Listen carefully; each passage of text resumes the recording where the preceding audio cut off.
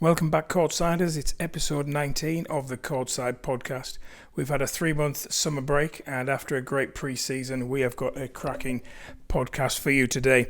Our guest today has co-authored a book that's been doing the rounds on social media. You may have heard of it, called The Sweet Spot. He's a performance coach, education manager for the LTA. He's responsible for writing, delivering and managing the highest levels of performance coaching qualifications in British tennis. He's a passionate coach and educator who's trained over 15,000 coaches and teachers in over 50 countries. And he's also our first guest who specifically has written into the context that we as parents find ourselves, that triangle of parent, player, coach.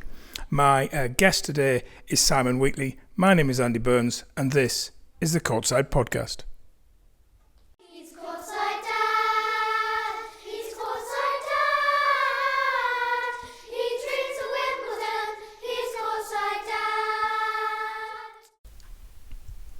Simon Wheatley, welcome to the Courtside Podcast. Thank you very much. It's great to be invited. I'm looking forward to speaking with you. Have you had a good summer? An amazing summer, yeah. Launching the book 6 weeks ago has been a roller coaster ride and incredibly exciting, and combined with a nice holiday in Sardinia. So, yeah, an amazing summer. Thank you. What's not to like about that? Somewhat fantastic. So.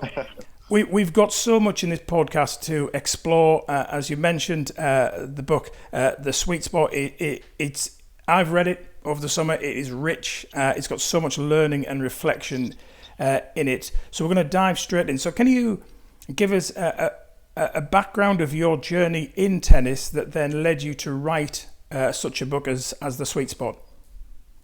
Yeah, sure. So for those listeners that don't know who I am, I'm currently the LTA Performance Education Manager. I've been working for the Lawn Tennis Association for some 12 years now, and in different roles where I've been in charge of 12 and under talent identification in a region of southwest of England. I've been doing a role on developing content and resources for coach development through participation all the way in performance. But I've also been a coach. I went to university, studied sports coaching, and then went into being a coach in Cheltenham, in my hometown, and then started working for the LTA, and recently been doing more work globally as well as a consultant in the world of player development and coach education. So that's been a little bit my journey over the last 20 years since I left university. So what is it through that journey that then led you to want to write a book such as The Sweet Spot? That's a great question, and yeah, we've been wanting. This has been a book that's been 2 years in development, but actually it's been 20 years in development. Yeah. And what we felt, me and my co-author, is that we needed to host a lot of the thinking around coaching and parental support and unleashing potential in players in one place that coaches could read in a progressive way, and parents. That gives them lots of insights and experience and expertise of what the world is saying around player development. Yeah, we felt that there really wasn't a book out there on the market that had all that. There was lots of different buzz books that you can buy in airport shelves that give you a little bit, and a lot of them aren't even from the world of sport. We wanted to write something specific in the tennis community could pick up and run with that would really help them understand, be more psychologically informed and how they can be effective in their journey. And we felt that tennis really needed it because our sport is a challenging sport, and I think it's incredibly challenging for coaches and players. It's a tough sport to play, and there's lots to learn, and there's lots to develop, and there's lots of mistakes that people make along the way, and we wanted to really bring to fruition some of those stresses and challenges and obstacles that the tennis journey at any stage and age of a player's development presents itself, and give some really practical thinking and doing tools to help parents overcome that. Which for me, when I read it, was manna from heaven. Really, it was a gift of a book because it helped me to reflect on the journey we've been on so far. It was a critique on some of the areas where I know there's further learning and development to do, but also encouragement on some of the attitudes that Kath and I have in supporting our son Elijah in his sport to kind of keep on doing what we're doing. And I think one of the overarching themes I got from the whole book was the importance of that player-coach-parent relationship. And I think particularly in the media, there is a lot of negative press put towards sport parents being overbearing, pushy parents, all the rest. And part of that, I think, is a misunderstanding of the emotional journey that parents are going on as they watch their child play a sport. You can't help but emotionally get involved. It's your child. You're enthralled. You're enjoying watching their development, and you're longing good stuff for them. And sometimes we can go over the top. We can be overbearing. And that can sometimes break down the relationship between us and our child. It can break down the relationship between us and coach, and vice versa. And so this book was a real helpful tool to realign a lot of that stuff. And so really appreciate it. One of the bits that came out, particularly in chapter 1, and what we're going to do through the podcast is go through a couple of the chapters to really pull out some of the nuggets of learning from it, is you said that to create the sweet spot, we need to know our roles and responsibilities for the player, the coach, and the parent. Can you just explain what you see as being the roles of the player, the coach, and the parent to enable us then to know how we can best work together? Sure. And just to jump on the back of what you said about often parents getting a bad press, and often that's because we choose episodes when the parents maybe being at their very worst versions of themselves versus their very best versions of themselves. And then we amplify that and share that story and remember that vividly at the front. Whereas we need to remember when parents are being at their best and the impact that makes on the relationship of the trio, but also on the development of the player. So I echo what you're saying there. And that leads us nicely onto the roles and responsibilities of all three, and that could change, because I know in some situations, and it's becoming more and more popular, especially in Eastern European countries, or when the parent has been a player or coach themselves. Judy Murray, for example, was a coach and did a lot of work with Andy when he was very young, is that we need to have and be really clear on our roles and responsibilities, so we don't infringe on each other, but also we support each other, and that we're in contact with each other. And I still see the coach as the major catalyst for the players' structured talent development. So they need to lead with their experience, insights, and expertise, but at the same time always being open to suggestions, being able to really look at their blind spots at times. And that's why a trio is such a powerful number, because any two can work together, but the third person can essentially zoom in and shed light into the blind spot of each of those trios, and anyone can do that. So I see the coach needs to be open to suggestions, insights, and input from the other two parties. They need to have access to others' experience and wisdom, and realize that the whole African proverb, it takes a village to raise a small child. I strongly believe that, because it's no one's person. I didn't develop a player ever. I don't like that phrase. I don't think it's true. Everyone's developing everyone all the time, and that's if we have the vision that we're all responsible for the success and failures of players and pitfalls, then that's a much more healthier landscape to be in. And that's why I always say to parents, never say that you're proud of your child when they've played an event or tournament. Tell the child they should be proud of themselves. Yes. Because if I say to the child, "Oh, I'm really proud of you. I'm really proud of you. I'm really proud of you," then who is the pride almost with? It's almost like you're trying to please the parent, because the parent's saying, "I'm proud of you." But actually, what we should be saying is more empowering language, which, you should be proud of yourself on that performance. You left your heart on the court there. Well done. And then that leaves the pride with the individual. So the language is really important. So just going back to the roles and responsibilities, I also believe that the coach has a responsibility to have a hunger to learn and to have an attitude and the value of a never-ending, constant improving attitude and mindset, where the player's best interests are at the heart of every decision and intervention that's made.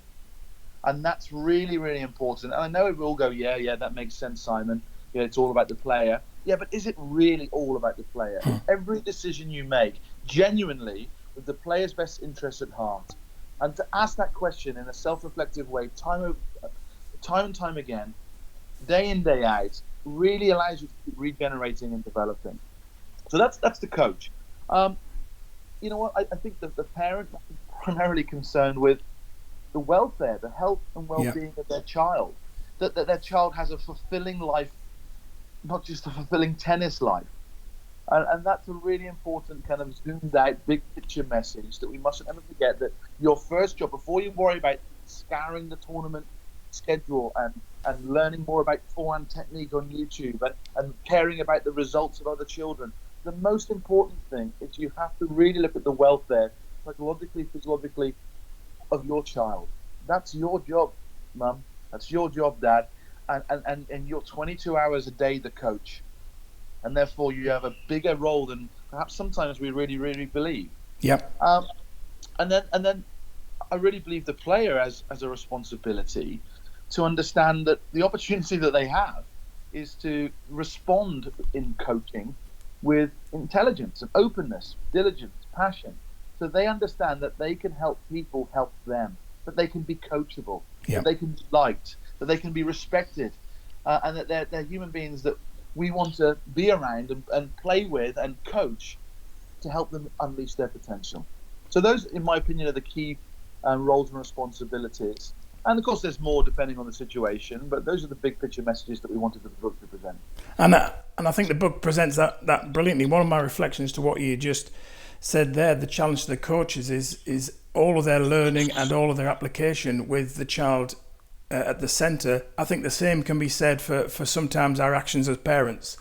For whose benefit is it that we're constantly trying to encourage our child to master their sport better? Is it for their betterment? Is it for their development? Is it for their flourishing? Or are we venturing sometimes into a little bit of trophy childism where I love the fact that you keep on winning because I can keep telling my mates that I've produced something that wins. And I think the same challenge comes back to us as parents. When we drop them off at the club, when we drop them off at the academy, when they're off to the match, is this about our journey with them for their sake, for their development? Or is how much is our personal ID hooking on to that still?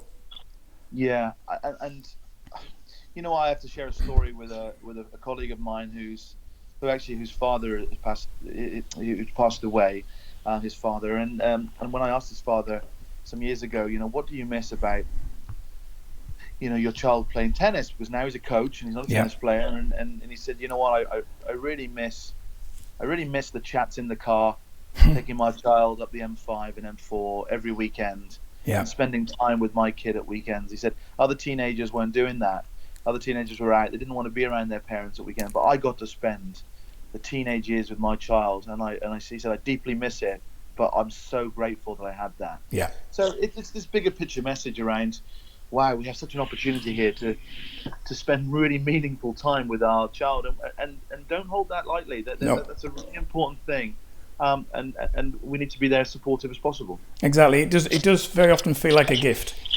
And so when that sweet spot is kind of produced, that those roles and responsibilities are owned, what fruit have you noticed is produced? Yeah, so we called it the sweet spot, which is obviously this idea that if the trio is all working at its best, being best versions of itself, that we release these sweet spots, and these sweet spots are present all the time, and it actually allows progress and development, and everyone feels happy and fulfilled as well as successful.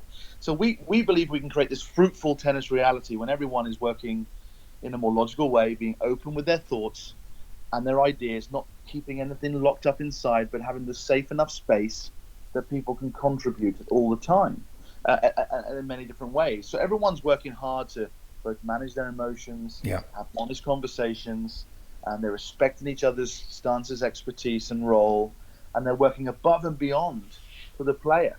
And that's the sweet spot that we're going to create. So I suppose the ultimate sweet spot, the ultimate fruit, is we say true accomplishment is achieved when people are both successful and fulfilled. That's the real goal here, Mum, Dad. That's the real goal, Coach, is that there are a lot of tennis players that are successful, but they are not fulfilled in what they do. They don't even like tennis. They're good at it. They win medals. They have a career, but they're not happy. Yeah. And there are a lot of people that are just happy playing tennis, and that's fantastic. And they'll get their success from other areas of life. But if we can combine, if tennis is this journey that you want to go on, and that you have some elements of success, and of course success is how you define success. Yeah. but then a real genuine feeling that I'm fulfilled in what I do. That's the fruit that's released. That's the real sweet spot. That's superb. Because Success and fulfillment. there's so much potential in our sport for mass anger and despair. So when everyone is working damn hard to really be the best version of themselves with the child's interest in mind, I strongly believe that better things will happen, and the magic, not the black magic, will actually be released. Yeah, absolutely. So for kind of every action, there's a reaction. Going back to my school science days, I seem to remember being taught that. So we've got the sweet spot. Can you unpack to us what you see as being the sour spot? What is it when this trio of relationships are not functioning well? What do you see happening and the breakdown there? Yeah, absolutely. And the sour spot was the opposite. It's what doesn't taste nice. Sweet is beautiful. It's the dessert you want to eat, and the sour is something that lasts in the mouth in an uncomfortable way. And that was the metaphor we wanted to try and create in this book. That all the time these sour spots are occurring as well, and that there are severe breakdowns in emotions when the stakes are high, emotions are charged, and people are feeling at times trapped. And in other words, there's a chance of losing and not achieving. Now, in reality, tennis is a win-lose game. Mm-hmm. But the message here is, you know what? It's a win-lose game, but it's a win-win sport. It's a win-win sport, and you know what? It's certainly a win-win career, and it's certainly a win-win life. Yeah. So when you can zoom out there and project into the future what my child will be over time, then you can put that match into perspective that you've just lost. Now, what happens in relationships, and this is not just in tennis, this is in teaching and in families, is that more often or not, when something bad happens, you'll get this trio change, where not everyone's not being at their best, but sometimes perhaps being at their worst or feeling like they're a victim. And that can happen because someone is being the persecutor, and then you'll need a rescuer to try and save the day and be the hero of that. And this is based on David Emerald's empowerment dynamic, and it's about how do we really help empower people and not stem growth. And that can happen, to bring it to life practically, it can happen with a coach. A coach may feel that the parent comes onto the court, tells the coach what they think all the time, interferes, creates a poor environment for the child. The coach feels overwhelmed by the bullish nature of the parent, and then all of a sudden, so we have this persecutor type parent, and then we have the coach who becomes the victim, and then it's often left to the player to actually intervene and step in and go, no coach, we believe in you. No coach, I want you to coach me. I don't want dad to coach me. No, and all of a sudden it's a real shift in feeling and resentment. In the trio, and it can happen to all three people. Can take any three of those roles. So it may be that the player feels that they're the victim because the coach is being the oppressor, challenging too much, telling them they're not good, telling them they're not working hard enough, being a really aggressive type coach. And then the parent is supposed to come in to rescue the child and says, you know what, don't worry, they're just your best interest at their heart. They're just pushing you. That's all they do with everyone. And all of a sudden you have this really poor dynamic, which is emotionally charged and can create real discourse and unhealthy alignment in the team. And that's a really difficult place to be in, because you stem growth, you stem development, and you don't let potential really flourish. And it's a situation you have to get out of quick, identify it early, and then really look to try and progress and improve that situation. And in the book you talk about the antidote to that being kind of changing the triangle around to being creator, challenger, coach. Can you unpack a little bit of that for us? Yeah. So if the sour spot is there's a victim, there's a persecutor, and then there's some kind of rescuer to try and spin the plates, so to speak, then how do we create a better alternative vision for that? And in David Demel's work, he talks about there needs to be a creator, a challenger, and a coach. So that's more based around being at their best, moving away from anxiety-based problem solving, focusing on the drama triangle towards more of a sweet spot of empowerment, which is based around passion and it's outcome focused. It's the future. So what we want to encourage is that everyone in the trio at some stage is the coach. Yeah. And this is a really different narrative that I want the listeners to understand is that if we have the belief that everyone can be the coach, so at any one time the coach is coaching themselves, the coach is coaching the parent, and the coach is coaching the player. So when you pay £40 for that lesson, that some of that money, if we can actually condense it to being that it's the parents that we're coaching as well. Yeah. It's not just the child, because everyone needs to be at their best. And that goes vice versa, that sometimes the player is also coaching the parent.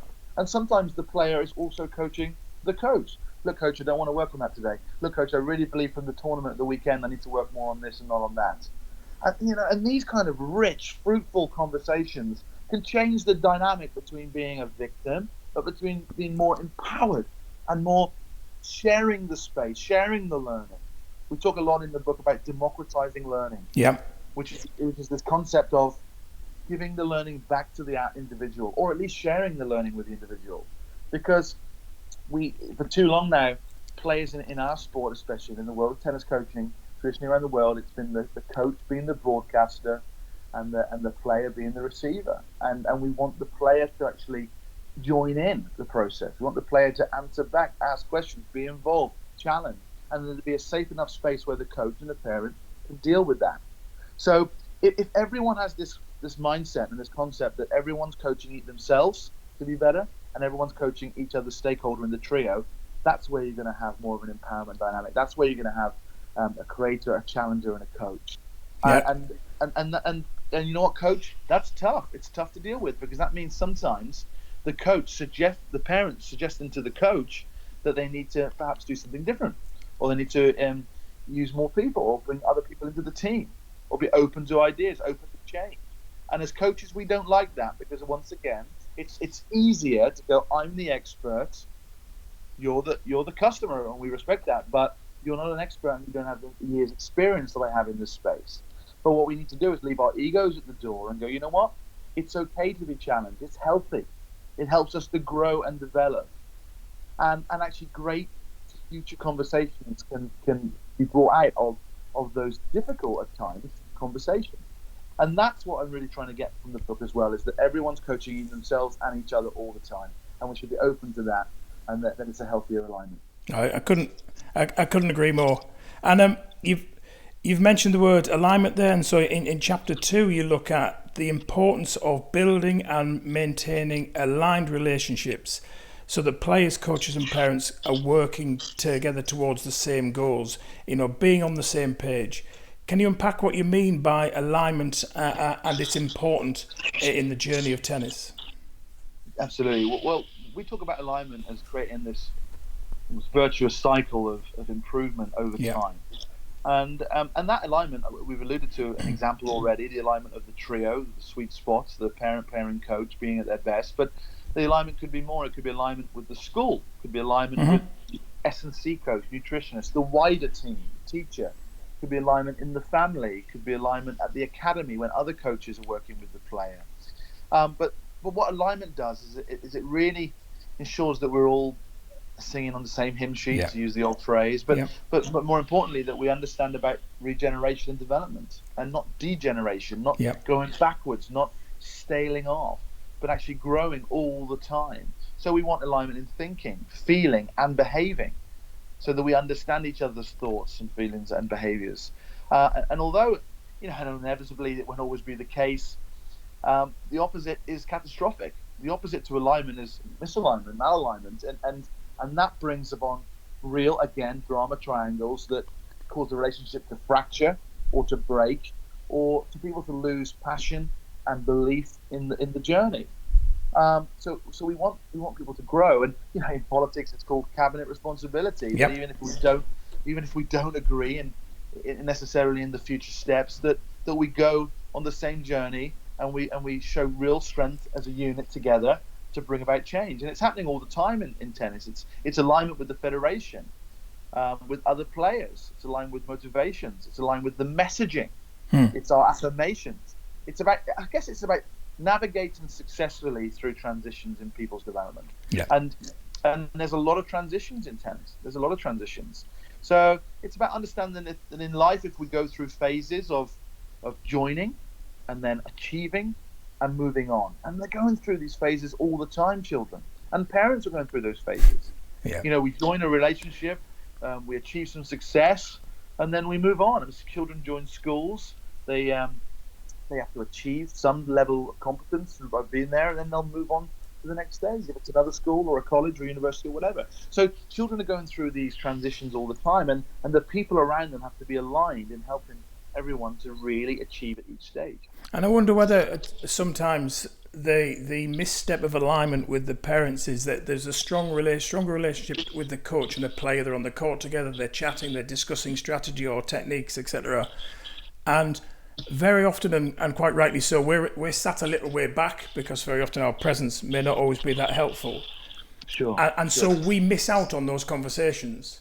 And so then weeks or months go by, and through ignorance of not knowing what's going on, you're not aligned with the line of travel because you haven't had that conversation that your child and the coach have been privy to. And it's that feeling like you're missing out, not part of the conversation, not part of the team, that I think then can cause tension and misalignment as you start to project what your thoughts are because you haven't really heard what the picture is that's going on. Yeah, and I think there's two almost solutions to that. There's, first of all, as a coach, and certainly as a coach educator, I healthily promote the fact that it's okay for a coach to sit on the side of the court where you're giving your lessons. I think it's fantastic when a parent wants to be by the side and really listening in on the messaging that we're giving the child. Not for them to then necessarily repeat, not for them to then necessarily go and coach their child themselves. Yeah. But just to be aware of what is really the player is working on and what is really at play here and how we're really trying to shift the player's progress forwards. And the other thing is that we need better alignment to avoid what's happening in that situation. Is to actually spend more time off court with the parent, and the performance modeling, financial modeling that works in our sport in 2019 and for the last 20 years has been the same, which is this kind of 0 hours contract gig economy, which we talk about in the book, where you pay for the hour, and the hour really should be for the player because it's the player that's playing the sport. However, what's then missing is this deep conversations that need to happen all the time to help people join, achieve, and move on. We're going to join the next tournament. We're going to achieve, and we're going to move on. What will we learn from that? What do we need to do to move forwards? How do we progress? And those conversations don't happen. So it builds up over time. Often the alignment becomes further and further away from each other, and then there's a huge crash. And that crash creates real fracture, real disappointment, real frustration, and relationships can be severed. And it might not even be what the player wants or needs. Yeah. So it can actually, if it's left too long, I really believe these negative feelings and emotions and fears and blocks can cause real mayhem in the relationship, and also for the child's ability to achieve and move on. No, without a doubt, and fundamentally, knowledge. It's communication, it's relationships, it's trust between a coach, parent, and player. And the minute one feels excluded out of the party, that's when kind of animosity or mistrust or misunderstanding quite often happens, and breakdown of a relationship is the next point along. One of the things that you put down in this chapter, which I thought was really interesting around alignment, was recognizing the developmental stages of long-term athlete development. The kind of you've got the development, emotional development, coupled with growth spurts. So the child might look like the largest 12-year-old you've ever seen, but emotionally they don't fit with the physicality of that child. Can you tell us around the kind of the impact of aligning an athlete's journey in tennis with their kind of physical and emotional development? Yeah, absolutely. We write a lot about this in chapter 2, and I think it's really good knowledge for parents and coaches to have. And it was based on a couple of different models from different individuals and the sports science community. Yeah. And it's gone across sports, but it's still so relevant and so true to how we capture windows of opportunity for people to really develop and mature at the right stage. So it's based that that we wanted to package different ages into stages of someone's development. So that there's a fundamental stage where children are between 5 and 10, where they're being introduced to different sports, that they're then maybe falling in love with tennis and want to play more of that, or whatever their chosen sport is. And then they move into this 9 to 14 age, where it's really about, if you want to go on this pathway, it's about training to train. It's about hitting a lot of balls, but at the same time, it's about understanding you and your body and your motivation, your goals and your techniques that you need to develop, how you work tactically, to really have a good footing in the sport. And then there's more priority around competing at an older age for winning. So, of course, you'll compete at 10 and under and 12 and under, but if you zoom out over time, if you lost a match at 9 years of age, a 2-set tie break, the reality is that the impact on your career is minimal. You know, you have to put that into perspective. Of course, it's important that we understand that every age and stage that you're at is the most important age and stage for you, because it's in the present. And we mustn't ever forget that. So winning does mean things to people. It builds confidence and competence. But what this model does is it allows parents to pan out over time and put things into perspective and help prioritize what you should do at different ages and stages of development. And we've coupled this model with some latest research around when choosing to do anything with the player, as a parent or coach, you should really consider what will inform your choice will be what we call the 5 ages. And the sweet spot is about understanding these 5 ages. And that's the playing age. So how many years have your child been playing? Yeah. How many years has your child actually been playing the sport? It does shape a little bit what you do. If your child's first lesson is this week, the coach may not choose to teach the chopper grip on the serve, because that's quite a complex change. And therefore, but in coaching it happens, because people believe that's the end goal. We start from day one. So it changes people's thinking around, look, take into consideration how long they've been playing the sport before we go into some mad surgery of people's technique, or flooding them with too many tournaments because they haven't been playing tennis for very long. Yeah. Then we have to consider their developmental age, psychologically, cognitively. Where are they at? What can they handle? How much information can they take in? Yeah. And what's their ability to actually compute information and do things? Then it's their biological age, which is, their physiological look. You could have, as we said before, we could have a 12-year-old that's actually very small, or a 12-year-old that's very developed and already hitting puberty and going through that. And that can be very, very difficult. And they could be playing each other, and that provides huge challenges for individuals. And I think children need to understand these concepts.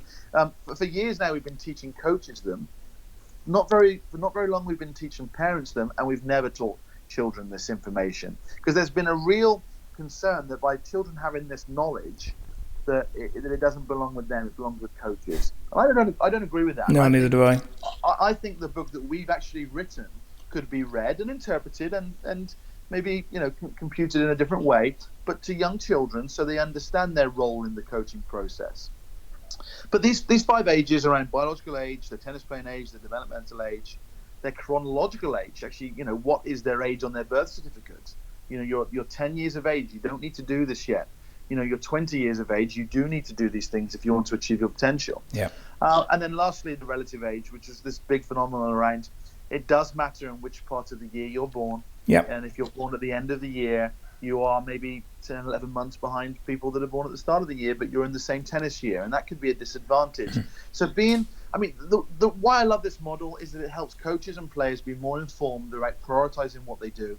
And in the book, you'll have lots more tips. There's pages and pages on this information. And what we chose to do is the learnings from that model over the last 20 years, what it really means for tennis coaches and tennis parents and tennis players. I think where we got to on that was when we looked at that piece, was it calmed us down a little, in the sense of he is where he's at developmentally, he's where he's at physically. So, in one sense, his game can't do that yet because he's not tall enough. He hasn't got the reach yet. We haven't built on the stamina yet. We haven't. So why are we expecting more, and why is he putting more pressure on himself when actually the line of travel is you're getting there? And I think what's been of encouragement to him in his game, and I like the fact that you're really on board with the wanting the child to be to understand the stages they're going through, is that you look on a technical piece of the game, like the serve, and the frustration he has with the serve gets tempered by the coach saying, but your mum's 6 foot and your dad's 6'4". Give it time. And your serve, let's get the technique right. It's the slowest shot I ever hit, we know. But in a few years' time, mate, you're going to be the size of John Isner. And that changes everything. And so it helps him to remove the pressure off himself to say, I should be all these things right now. Instead of, no, Absolutely. you are on a journey. When you get taller, when you build more emotional resilience, when you're physically fitter, we're heading in the right direction. Have a little bit of peace, remove a bit of pressure off you, which is fundamental. Oh, it's absolutely fundamental. And that's why coaches and parents have to be so good at being empathetic and actually selling a vision to the child. That it's about their long-term potential. And that's what we talk a lot about in the book around. It's not the role of the parent and player. Sorry, it's not the role of the parent and coach to develop an elite player. Yeah. We want to change that mindset. We believe it's the role of the parent and coach to develop an elite learner. That's the goal. That's the real nugget here. Because you don't know if your child's going to play at Wimbledon. It's too far. It's too long away. It's too far from the target. And it's too many things can go right and wrong. And I believe that you can't control that, because that might be a byproduct of so many other things. Yes. And what you can control, and which has parallel learning into other parts of their life, is this whole concept around, can we help these children to learn well, to play well with others? That's the real goal. And then they'll have more potential if they can learn a lot of things, to be more skillful. The more skillful they are, the more chance they are actually making an impact in the sport. He's courtside dad. He's courtside dad. He dreams of Wimbledon. He's courtside dad. That moves us brilliantly on to chapter 3, where on learning. To maximise a player's potential, we need player, coach, and parent needs to have an in-depth knowledge of learning. And I guess that asks then questions about the learning style of the player themselves. And I love the focus that you put on Honey and Munford's model around activist, reflector, theorist, and pragmatist. Particularly because I can see our son Elijah as being activist, and particularly when there's the quote you get from Sasha's mum, who basically says, when the boys were on the court, they ended every session with just one more ball. We live in the world of just one more ball. So can you take us a bit through that model from Honey and Mumford, just so we can start to maybe as parents and coaches say, hey, that sounds a little bit like how my child learns. Maybe I need to adapt how we coach or how I parent them through this journey. Absolutely. I think this is a really powerful way of looking at individuals, and not just children. I think we should, as coaches, think about how we like to learn, and parents, how they like to learn and receive information. So we broke it down into kind of 4 key areas, and we used Honey and Mumford's titles to then write upon, which was that you could be an activist, you could be a reflector, you could be more theorist or more pragmatist in your preferential way of receiving information. So the activist is someone that wants to get on, try new experiences, just wants to get on and do it, learn through trial and error, be creative, thrive on challenge. They're always quick to take part. They'll be the first putting their hand up saying, yeah, I'll have a go, I'll do the demo. They don't mind putting themselves on show, putting themselves center of attention. They'll think out loud, but you know what? They'll act first, but they'll get on with it and they'll love it. And then there's a reflector, someone that's more of a thinking learner, someone that likes to take time to go through things, watch others try first, stand back, let others have a go, and then decide if they want to envisage their time on it. Then more of a theorist, someone that's more of a contemplative learner, that someone's more a perfectionist in the way they like to try and learn information. They want to be sure of the theory behind something. And then lastly, someone that's more pragmatic, what we call a pragmatist, someone that will solve problems, likes to be creative in that way.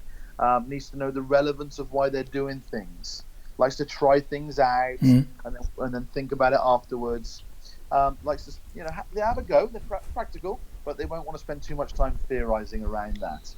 And the major message in our book is, if these are the characteristics and traits of these 4 different types of learning preferences, what do we as coaches do to maximize that? We can identify our children in these areas, but also how we can adapt and connect differently with the individual to actually they can learn, because it's all about learning. Everyone says it's about teaching. It's actually about learning. It's about making sure people can change behavior over time in order to keep improving and regenerating. That's a big premise of the book, that we self-reflect and become more self-aware on how we can keep developing. And that's for us as coaches, and so if you coach an activist, you'll keep teaching points down to a minimum, do quick demos. Yeah. Allow players to do the demonstrations. They love getting up there and showing off in front of others. They'll learn lots by doing drills. They don't want to watch videos. They want to get out there and actually be active. We'll provide a very challenging environment. They want to be challenged. The more challenging it is, the better. But if you coach someone like a pragmatist, you'll have to give them lots of problems to solve, lots of questions, lots of scenarios, lots of role plays. Get them to really think things through. They want a rich engagement with the coach and the coaching session. If you're coaching reflectors, you have to provide lots of time for them to reflect. Yeah. Really get them to go away, write things down. What are their questions? What do they feel more that they want to do more of, less of? Ask them if they need to be explained again. In the book, we have a whole list that people can read through that gives them very practical ways of being able to really pinpoint what type of style that they think their player or their child is at, and also how we would then approach those different styles in a practical way. But the message at the end of this section, though, is as important as the tips and hints, because the tips and hints are practical and they're useful. But the most useful message is that a lot of children, from the learning science we know this, is that when children were young, they may have been an activist, but as they've grown older, they become maybe more of a reflector. Yep. So why has that happened? Well, why that's happened is because they've been exposed to different ways of learning, different types of teachers that actually get them to think and regenerate and mesh differently to actually grow. And therefore, the role of the coach is to, yes, recognize which is their preferred learning style and spend the majority of the time in that, but also to challenge them by taking them out of their comfort zone and get them to learn in different ways. It'll grow them as human beings and make them better individuals, make them more chance to be an elite learner. Which for me is one of the great gifts of any sport, but our sport here of tennis is the challenges you've said, drawing our kids out of their normal comfort zones and causing them to experience stuff which might cause them a little bit of distress sometimes, might cause them to feel incredibly vulnerable, and then to learn that they can overcome. But also to break them out of the mold of, this is how I always like to do it, or I can actually do it some other ways, that's just my preference. And I think it's one of the gifts that we can sometimes miss as parents when we over-obsess on win-win-win. Actually, the developmental learning that's going on within our child as they're exposed to different aspects that the sport exposes them to. Absolutely. And actually within themselves they can find it. It's just that in other contexts of life it's not demanded of them to find it within themselves. And then sometimes the joy of coming off the court, even if the result hasn't gone their way, but you can see that some rich learning's gone on, and they're just as high as if they had won in that sense. Absolutely. You talk a bit in this section on learning on values, which again, as a parent, was really refreshing, because you could, as a parent in ignorance, just think the coaches are focusing on the learning of, here's a racket and here's topspin. But here is, you put a huge amount in the book around learning, around values, and the importance of values through the learning process. Could you just unpack that a little bit for us? Yeah, absolutely. And I guess this section was driven out of, I've been really struck in the last kind of 10 years by players that have gone on to be coaches or commentators at the top of the game, and when they talk about their career, they don't talk about winning the under-10 Orange Bowl. They talk about what tennis has given them. They've met their family, and they've become better human beings, and they've learned to share and teamwork, and they've learned to work hard and work ethic and value honesty and trust. And I think, well, it's really interesting that when these top players who have clearly gone through the sport and been exposed to a huge amount of different experiences, that the thing they seem to all go to is this quality of what the sport's given them, and that how they become human beings from tennis, and that tennis has been used as a platform. So what I wanted to do is really go, well, let's unpack this and bring it down to a granular level. The start of the journey, it's front and center of the conversation, not just at the end of the journey.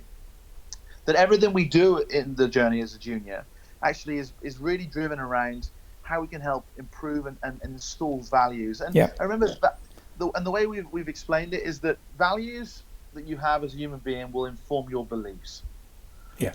attitudes, and your mindsets, which then will shape essentially your assumptions on things, and this will underpin your behavior, and then that becomes like the physical manifestation of the goal that you then have. So I'll give you an example. If we want players to have a value of strong work ethic, we believe that by working hard, they're more likely to achieve their goals. Yeah. So if a player does have the value of work ethic, then their belief, their attitude, their mindset will be, you know what, I'm going to give 100% day in, day out. I'm going to go all out to work as hard as I can for myself, for the coach, for the academy, for tennis. Then there's an assumption. There's an assumption that if I do that, if I have that belief, that I'll work hard day in, day out, and I'll have a better chance of reaching my potential. Yeah.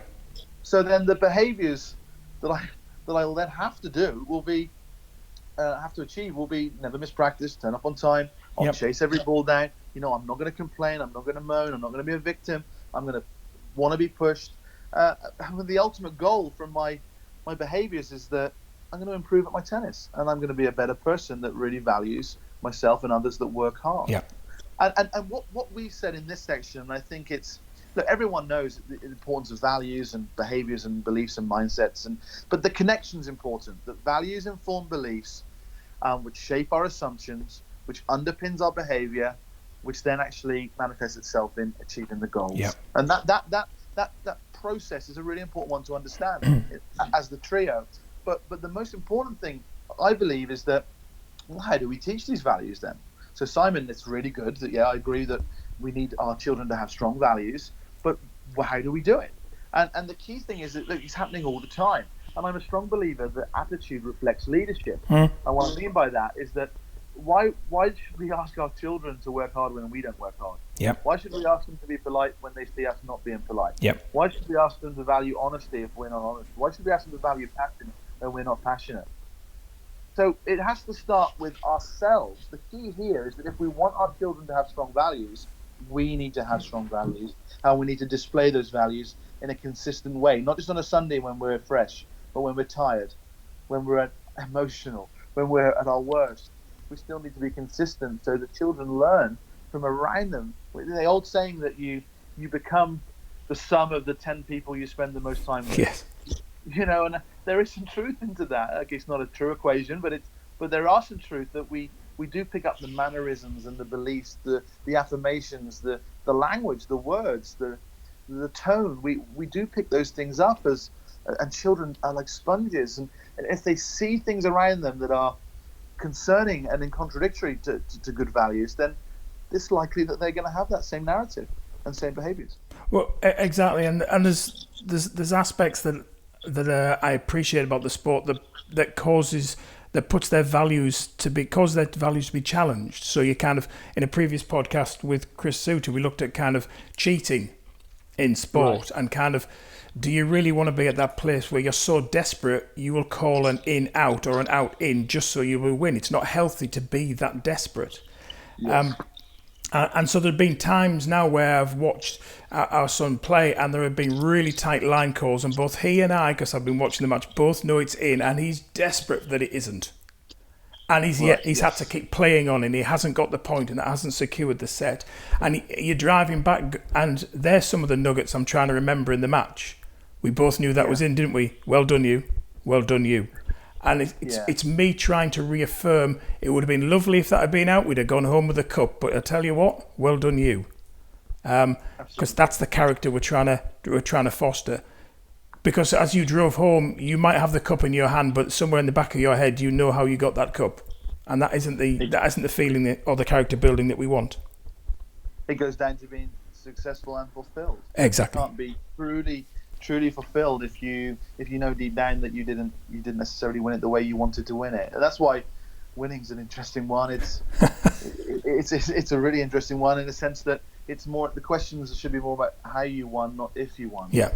Yeah. And I do believe that strongly, and those conversations can bring out some really confronting issues with the individual or with the parent. Yeah.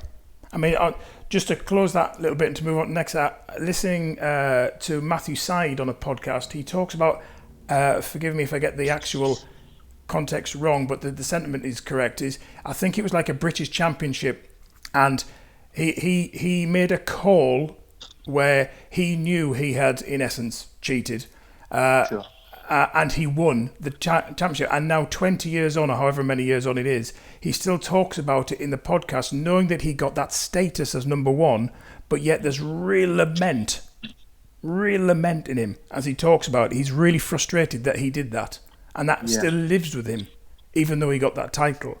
Because it was in direct contradiction to his real values. Exactly. And so you can see he's had to live with that wrestle, which is tribute to the guy that he is. But an interesting fact that sport puts you in those decision-making points a lot of the time. And it's good for character formation. Absolutely. The next chapter you put on feelings and emotions, and I'm very aware watching my son play that, you know, we always use the phrase that he holds the racket with his heart. It's a very emotional engagement, him playing the sport, and it's also emotional for us watching him play. Can you unpack some of the positive and negative drivers that emotion brings in and around the court for both the player and maybe what the parent or the coach is projecting on? Sure. Well, I think, first of all, as you said, that our sport particularly, and it's mainly the scoring system that amplifies these emotions, is that you can win a point, lose a point, lose a point, win a point, lose. Yeah. It's this roller coaster of up, down, that you have to manage. And if you start to really lose 2 or 3 points in a row, then it's amplified even further. Yeah. So I think empathy is an important part of this, because as parents, if we can, and as coaches, stand in the shoes of our children, understand the gladiatorial nature and the brutal nature of our sport. It is. Then I think it allows us to be more empathetic and resonate more with the individual. And emotions, we talk. This is our biggest chapter in the book, because we know it was probably the area that parents, players, and coaches needed as much information, education, and as many tools as possible on how to deal with that roller coaster. And from a young age, when we talk about emotions, we talk a lot about just making children aware of the vocabulary of emotions can be incredibly empowering. So they can actually pinpoint exactly why they're mad, sad, bad, and glad. And that might be fine, just at 10 and under, understanding and asking questions, or why do you feel mad right now? And I can see you're angry. What's making you feel that way? And why are you sad? And why are you glad about that? What made you feel glad about that performance? And what made you feel happy? And these simple words can really have great conversation builders with your child or with your player. Yeah. And then in the book we talk a lot about, well, there's actually many more emotions you can feel in the sport of tennis, and we list 40 or 50, and we list those on a scale of kind of being when you're most active and when you're most still. Yeah. So when you're most active during the point, and when you're most still sitting at the change of ends, and when there's a threat, the score line, or someone's called out a ball and it's a cheating situation, as you just mentioned, and when it's more safe at the end. And we've put these emotions on this chart to really allow parents to hone in on how children are feeling in different contextual situations, and give them some solutions on how they can deal with that. Yeah. So essentially, what we must remember with emotions is that you talk about the drivers. Negative emotions can drive positive outcomes. Negative emotions can also drive negative outcomes. Yeah. But positive emotions can drive positive outcomes, and positive emotions can drive negative outcomes. And once you understand that all four worlds are possible, it gives you more understanding of the role of emotions in sport. So again, I'll give you an example. A negative emotion can foster a positive outcome. And we write here in the book that a player may feel distressed in matches, throwing their racket, blaming their parents, calling the other player a cheat, and then losing match after match. That's something I'm sure a lot of parents listening will resonate with. But they sit down with a coach and they admit that they're finding the pressure of competition incredibly stressful, and therefore decide to take a bit of time out. And they want to work on their resilience when they lose points, because as soon as they start to lose points, they actually feel distressed. Stress doesn't always have to mean distress. Stress is a very helpful and healthy thing, and it allows us to fight in situations. Yeah. But when it becomes distress, then obviously we can scour, we can tank the match, we can give up, we can stop trying. And understanding that sometimes even a negative emotion can bring about a positive outcome, I think is a really important driver in this emotional journey with players.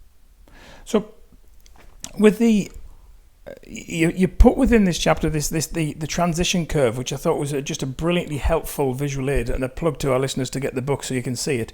And how we all respond and frame loss and frustration will dictate the potential that's realised. Do you have any personal experience with a player on that curve? Yeah, I do, and I've with players and coaches that have gone through these this transition curve, and for the readers, just so they're really clear on it, I'll give you an example, and I'll give you a loose example at the start. Emotional states can last seconds or it can last years. Yeah. And people and everyone will go through this type of process when something good or bad happens to them, and often denial is the first stage you'll go into. So I'm always losing my car keys, and there's always a state of denial. And no, I definitely put them there. They're definitely there. They're there somewhere. And then I go into the next stage of blaming others. Yeah. And it's always normally my fiance Zoe. I said, Zoe, you've moved them. You've definitely moved them somewhere. I definitely put them there, and you've moved them wherever you moved them to. And then when she tells me she didn't move them, I start to look at myself and blame myself. Well, why didn't I just put them where I always put them? Why am I mucking around with that? And then there's this confusion stage where you're going through, well, if I didn't put them there, where are they? I'm absolutely dumbfounded that they're not where they should be. And then you move into this acceptance phase where you realize they're not where they are, and you've got to look in different places, and you've got to move on with it. And then there's an adaptation phase, and that's the end of the process, the end of this emotional transition, where you go, well, how do I need to change? What do I need to do in order to develop, in order to make sure that I this emotional state, if it was to happen again, I'm stronger at dealing with it. And then in tennis, I've had this many times, and in the book we write about a player that's injured, and I had a player that was the top 12 and under national level player, and they became injured and were no longer able to compete for a while, and at the start of that phase there was a real state of denial. No, I'll be fine, I can handle it, it's only a little injury, it'll go if I just play through it. And that was tough for me, because essentially, even though I was strongly advised, and I was a young coach, so I should have advised even stronger, I went with it. I let them do it. I let them play through an injury, and I've learned the hard way on that I wasn't strong enough as a coach to actually push back. But they went through this denial stage. Then they went through blaming others, and well maybe you pushed me too hard, and the fitness coach made me lift too much in the gym, it's always the school's fault because they made me play rugby at school, and that's why I'm injured. And so there was this real projection of blame onto another party, before moving on to blaming themselves. Well, if I was physically fitter, and actually I was foolish to think I could come back this early from the injury, I was fool. And they start to identify that actually maybe they have a role to play in this process and why they're feeling like they are.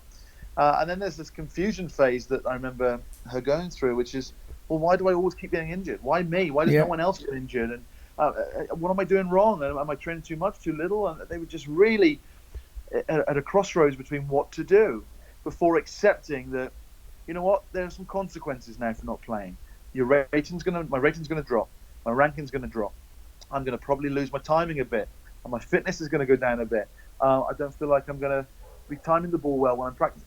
There are some consequences, and I have to accept that. Before adapting in the future. And we did a lot of work around her. We changed fitness trainer, and we did a lot more work in the physical block in September after the tournament season in the summer. So she really bought into her development, and so it's less likely this is going to happen. But the reason why I use this in the book is that every tennis player will get injured at some stage. Our sport is brutal on the body, and you are not going to be exempt. Even Federer, the magician, gets injured. He hides it well and has a hell of a lot of help in supporting him through his rehabilitation and injury prevention and post-match ice baths. So they're working all the time to mitigate the risk of being injured. But trust me, all tennis players will get injured. And to go through, and it's emotional. It will affect people's thinking, their feeling, and their behavior. And the key with this model, Andy, was that why I said some people last in these stages for years is because they don't work through the stages. Yep. So if it's the loss of a loved one, they still blame themselves, and they stay blaming themselves for years and years and years. And our big message here is that you have to really talk these stages out. Yep. Understanding is not enough. Talking them out, writing it down, developing goals, accepting and moving on and adapting is the key to actually helping people deal with it. And this transition curve can be, someone cheating in a match. Yeah. Denial, blaming the other person and blaming myself for even letting them get away with it before, being confused why it's happening, but accepting it and then adapting and moving on. Yeah. It is vital, or we do get caught in that cycle, and it perpetuates and there's no development there. The last bit in this section I'd like to touch on, because we're looking on feelings, is this whole concept of fear, and chatting to a lot of young players in and around the club where we're at after certain matches, or just as you bump into them. So often the word fear gets used. I held back a bit there. I was too nervous. I held back. I was worried I was going to hit the net. And you use this phrase from Rafa where fear is not my enemy. Fear of losing is my enemy. I just wonder what your reflections are on fear within the sport, and how we support our young players as they wrestle with fear either before a match or mid-game. Absolutely. Fear is a genuine emotion. Yeah. And I think we should respect it and not just, that old tough army type attitude, just pull your socks up and get on with it. It does not work. In most occasions, it's, man up. I don't like this language. I think it's old-fashioned, outdated and unhelpful. I think we should actually really understand people's genuine fears. So I did a workshop just yesterday, and I was training the whole LTA performance team to deliver a workshop on doubles, and we talked at some length around the fears that children have when they play doubles. So everyone always goes, doubles is great for kids, they smile, they have fun, they laugh, they run around, they high five, and it's great, and that's true. But what's the other side, the darker side, the more sour spot of doubles, is that children have a genuine fear of being hit at the net when they're the service partner. They have a fear of being lobbed. They have a fear of not knowing if it's my ball or your ball, who takes the smash, who takes the lob, who takes the ball when it's in the middle. They have a fear of hitting their partner. They have a fear of smashing itself. They have genuine fears that children have when they play doubles can actually disable someone's ability to play their best tennis. And therefore, understanding these fears, that they're genuine, is a really, really, really important part. And then what we talk about in the book is how we can change these fears and transfer them into more positive outcomes. So a fear of failure can lead you into failing, but also a fear of failure can lead you into succeeding. And the Rafa quote is a good example of that. The Serena Williams says that, it's not that I love winning, I just hate losing. It's this way that they're framing their experience in tennis, that they're really fearful of losing, and that's okay to feel that way. It's okay to feel that way, but to think that way is not okay. So if it's feel and fear losing, that's fine, but to think about the benefits you get from losing is a much more intelligent way of looking at the world, and a much more helpful way of progressing and developing. So these fears, as I said, a fear of losing can make you lose, but it also can help you drive your performance into winning. We talk a lot in the chapter around how we can help children change their belief, and we call it a negative and positive belief cycle. So, and I think it's a really helpful way of young players understanding exactly what they need to do when they're in a difficult situation, so when there's a genuine fear. So a lot of children will have negative beliefs around if I lose against someone who's generally not skillful, then that my parents and peers will think I'm not talented. So that's a real fear I have there, and it's a negative belief and fear, and therefore my internal reaction will be I'll get agitated, I'll question, am I good enough? And then there'll be a real performance disruption, and I'll question every line call the opponent pulls out, and I'll blame the wind, and I'll blame the racket, and I'll fake an injury, and I'll stop trying, and I'll just have a paddy on the court. And then there's a confirmation of that belief. So my negative belief in the first place actually occurs by my thinking that way, having a reaction that way, having a disruption, and then it'll confirm that genuine belief that wasn't even true in the first place. So I'll start losing the match and disrupting, and then other people will question my talent. So we have to change people's perceptions of fear. In that, yes, so some children have fears that I always lose to a lefty, or I hate playing in the sun, or I fear playing indoors, or I fear when the LTA are watching me because I'll be judged. And yes, you could be judged, but you could be judged favorably as well. So we have to really change people's thinking and feeling around fears. That is actually, I could have a fear of a spider. Yep. Well, how do we know in psychology that the way people often deal with fears of spiders or of any type of fear is what we call graded exposure. So can you just look at a spider? Can you just touch one leg? Now can you hold a spider? Now can you hold it and cuddle it? And it's those kind of things that really help. So in doubles, for example, children fear fast balls when they're at the net. Yeah. They'll stand in the tram line to make sure they do not get a volley. And therefore, what we do is we throw the ball quickly to a player, hand feed, and then I back up and I feed it a bit faster from the service line. Then I back up from the baseline, I feed it faster. But we grade the exposure to that fear in order to help them overcome it. But it's the role of the coach and the parent to identify, to communicate, to speak it out, and then actually have some tools to help deal with fear-based emotions. And I guess in part of that is it's the exposure you have to what it is that's making you fearful, and the more you're exposed, the more you find ways to overcome. We had a moment like that in a tournament a couple of months back. Because there was no under 12s, he got stuck into the under 14s just so that the journey wasn't wasted. And the lad he went to play, he was kind of a David and Goliath moment. Elijah kept on looking up and up and up and up, and this lad was huge. And you just saw the fear go across his face of, I can't beat him, he's far too big. And we just stopped him in his track and said, when was the last time Dad beat you at tennis? He never has, but he's bigger than you. Exactly. Why has size got to be the determining factor? And the stuff we looked at the previous chapters, that kind of, why are you allowing their physical prowess to be the determining factor as to whether you can come through this match or not? And then the reality was Elijah won it, not primarily because this lad had only been playing tennis for 2 years. Right. And was having like one lesson a week. And so his age in playing tennis was lower than Elijah's age. Really? Interesting. But until Elijah overcame the initial fact of, oh my goodness, he's huge, he may well have struggled even more in that game. And it's just overcoming that, I guess. And we call it in the book. It's about reframing and reframing the intensity at which you give the message, reframing with an analogy, and that you reframed his fear there to actually, the bigger that guy is, the less well he will move. Yep. And he'll just have weapons, but he won't be able to stay in the rally for long. He'll just want to strike. And if he dips in his form, stay consistent, make him work harder.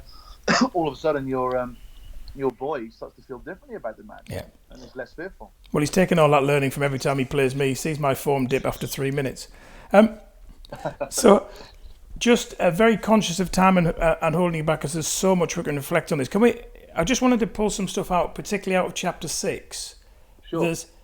I love this chapter because it felt a little bit different. It felt like a different step to the rest. You put down chapter 6 is about transcending, and you put down the sweetest spot of all elements of tennis are in the flow.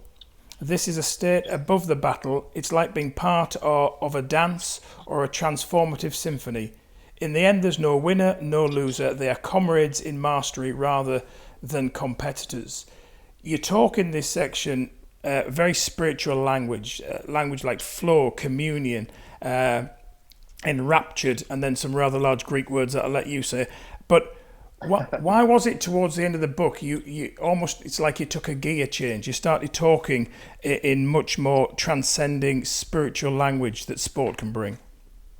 Yeah, and it's a great observation, Andy. We went slightly left wing on this one, and you know what? More and more players are opening up about their experiences at the sport of a high level, and of course, and they're speaking this spiritual language, and what we're finding more and more of is that players are wanting to understand what's really going on here. Yeah.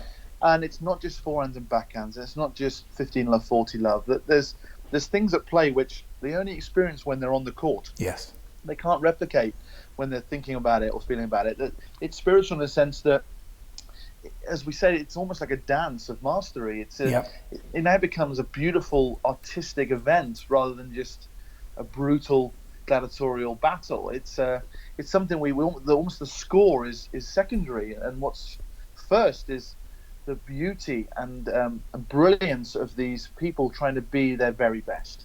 Yeah. And a lot of players like Djokovic and the rest are talking about mindfulness and talking about transcendence and a higher being, and some people will read this chapter and go, wow, that's a bit out there, and I understand why they would think that. But some people will, especially if you've played the sport, you'll recognize when you're playing so out of your skin that you feel like you can never miss. You feel like you play your eyes closed. The saying that a lot of players will often use is, I'm seeing the ball like a football. Yeah. And what they mean by that is it's slower and bigger and it's never getting past me, and they're just playing to the best of their abilities. And there's almost like a God within them that's coming out. Yep. There's almost a God that's actually saying, wow, you can do it. You can be your best. You can actually impress the audience. You can beat this person that you've never beaten before. You're playing your best tennis right now. This is what, and there's this internal smile that draws upon the sheer brilliance of the execution of what you're doing and your footwork. It's when everything is meshed together. It's when your racket work, your body work, your footwork, your tactics, the mental focus, the resilience, the competitive. It's when it's all being achieved at the same time. And that's what we talk about, the spiritual side of the game, that the court is almost moving and shaping to make sure that whatever ball you hit, it lands in. Yeah. You feel the court is your ally in battle.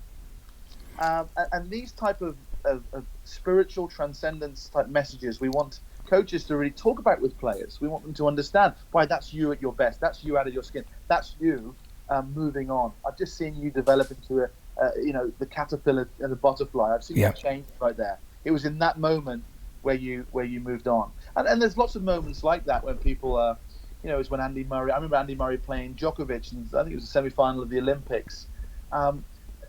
Because you have this kind of best to be best, in their best moment, in the best environment, on centre court, that this magic happens, what we call crucible of new talent emerged, that they were hitting at a higher tempo, moving at a faster speed. And it was this spiritual connection that they both felt at the end that it was sheer respect. And you see this now in the post-match interviews of the top players, the amount of respect they have for one another is clearly coming out as an important message to share with our young juniors. And I don't know if that type of feeling is happening in the junior tennis game as much as it is in the professional sport right now, that this real genuine respect for one another's ability and talent when they come together to play each other. Yeah, I mean, I've experienced it once or twice when watching him or watching some of the other kids play. I think there are times when matches are happening where you can see they're both in their flow. They're both very alive. You see it because people will flock maybe to try and watch the last few games of it, and it isn't because there's partisan cheering going on. There's just, you've got to notice this. There's something bigger here than just scoring points going on. And I think sometimes, particularly as they're on different stages of development, maybe the younger they are, the mastery isn't there. So they might be seeing it as the size of a football, but it's ending up being hit like a beach ball. But there might be a game or two, or there might be one or two particular rallies that happen that almost supersede the entire match. And it's about me, it's about us as parents being aware of those moments, not just whether they got the trophy or not, because maybe that's the conversation that happens in the car on the way home. Exactly. And we call these the critical incidents. Yeah. So in life, these critical incidents, these moments of truth, which are more important than winning or losing. They're more important than rating and ranking. What they do is they forge a new relationship. They forge a new version of yourself.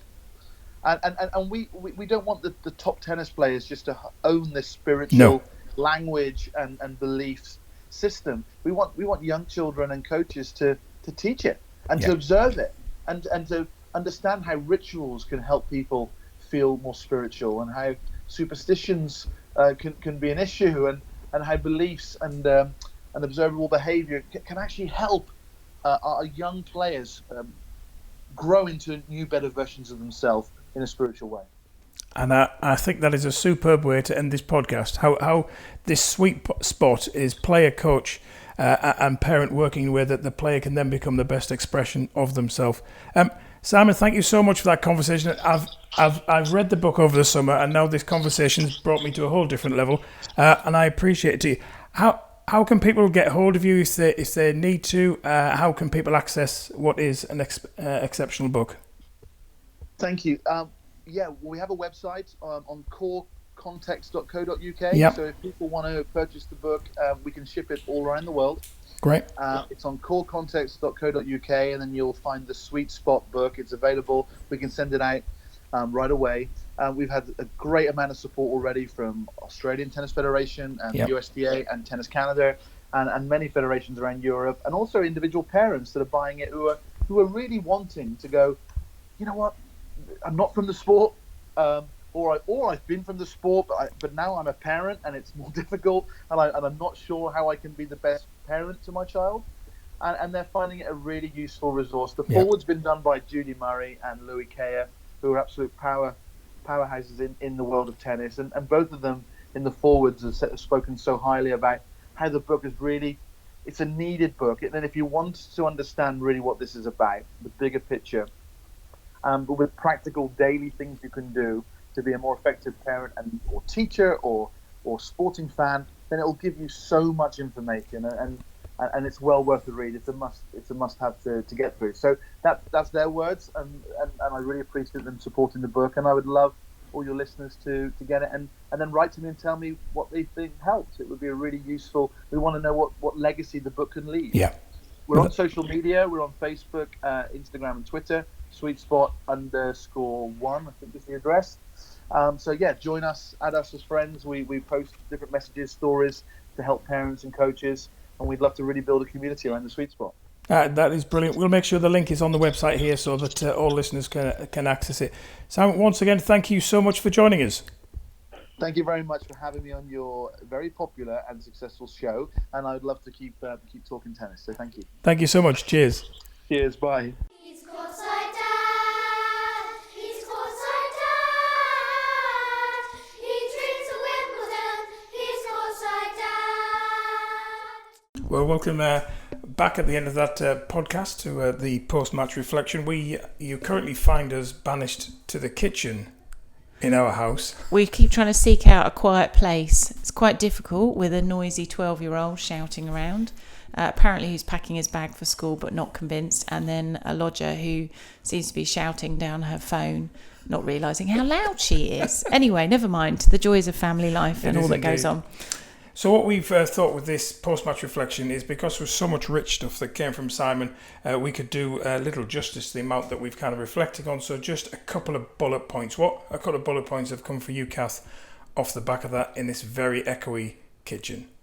For me, I've picked out a few phrases which I think are good just to sort of reflect on and kind of keep in my head. The kind of how you won, not if you won. Yep. I liked the phrasing about reframing the fear. So again, when you gave the illustration about the larger opponent, isn't it? But actually thinking about, okay, well, what can I get hold of in this? What do I know about my game, and how do I adjust that? So reframing the fear. I always love the word around finding your flow, and I love that illustration of someone being in their flow and at their best.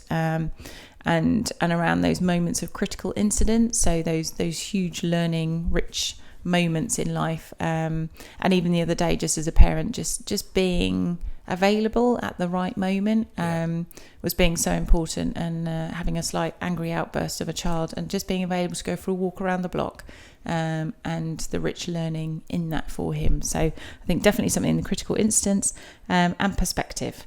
Definitely keeping all of this journey in perspective and the bigger picture of what this is all about. Yeah, cool. For me, two quick things. It was the power of the trio that you said right at the beginning, but particularly, sorry, that's echoing. The trio then becomes more powerful when we understand and recognise our roles. And in particular, the two roles that stuck out for me was, for us as parents, our role is primarily in welfare, not in coaching. and the child's role is for them to own their own journey. And I wonder whether sometimes for us as parents that becomes the tension point, because they might not be owning their journey as much as we would like them to own their journey, the power that we have as parents of hindsight. And the second bit, a little bit like you, I love the ending part of the spiritual language, the flow, the sense of communion, and just for me to be more mindful as he plays of maybe the spiritual dynamic, the sense of flow in his game, not to be solely mindful on the result, but actually the experience that we're all encountering as we watch our kids play. So there would be my two reflections. Anything else from you?